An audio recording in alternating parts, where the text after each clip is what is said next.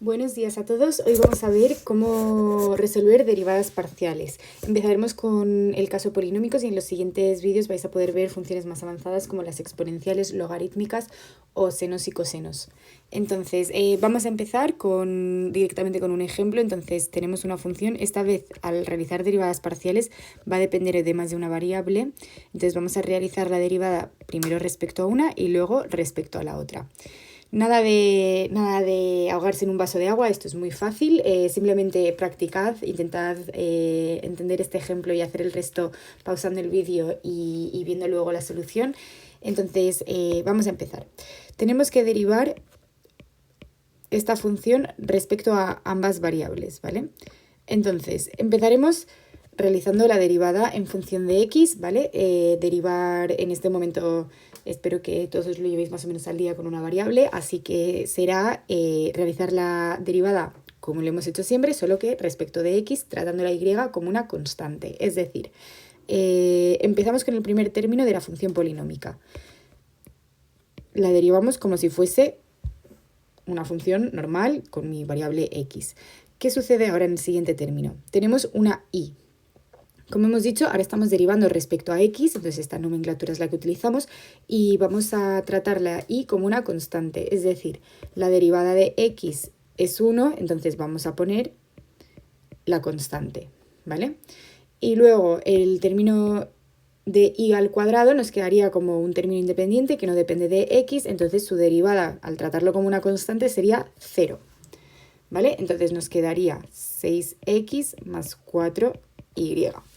En el caso de la y, vamos a hacer lo mismo. El primer término no depende de y, entonces como tratamos la x como una constante al estar derivando respecto a y, nos quedaría 0. A continuación vamos a hacer 4xy. La x en este caso va a ser tratada como una constante, derivamos respecto a y, entonces la derivada respecto a y de y es 1, entonces la constante va a quedar multiplicada por 1. Y el último término, y cuadrado, pues lo derivamos respecto a y, como sería respecto a x normal. ¿Vale? Siguiente ejemplo. Tenemos f de xy igual a x cuadrado y más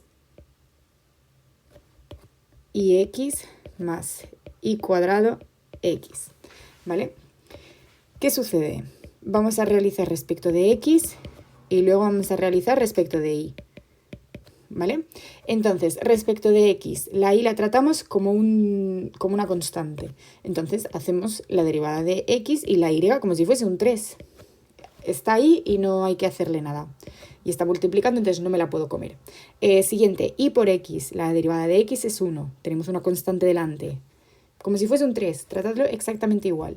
Y la otra, ¿vale? Este cuadrado, que no os confunda, este cuadrado es como si tuvieseis un 3 al cuadrado, por ejemplo, que lo trataríais como si fuese un 9. Sigue siendo una constante, es decir, mi variable que es una constante, que no es variable, es constante, al cuadrado sigue siendo una constante. Entonces, te da igual que esté al cuadrado, que tenga un logaritmo, que tenga lo que sea.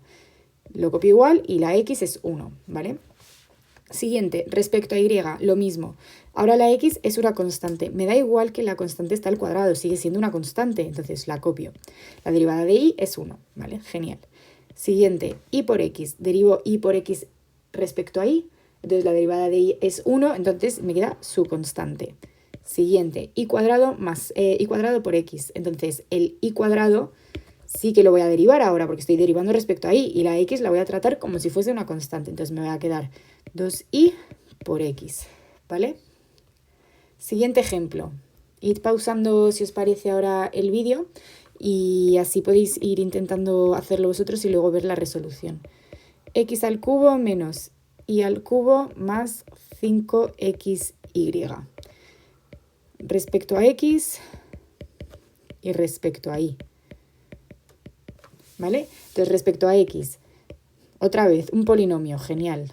3x cuadrado. La fórmula nos la sabemos de las derivadas ordinarias que hemos dado anteriormente. Luego, y al cubo. ¿Qué pasa? Que estamos derivando respecto a x. Entonces, la derivada de y respecto a x, ¿qué es? Y es como si se tratase de una constante, entonces va a ser 0. Y luego, 5 por x por y, la y es una constante, la tratamos igual que este 5 y derivamos la x. que sería 1, ¿vale? Ahora, respecto de y, más de lo mismo. Tenemos la x, que respecto a y, ¿qué va a ser? Es una constante, entonces x respecto de y, 0.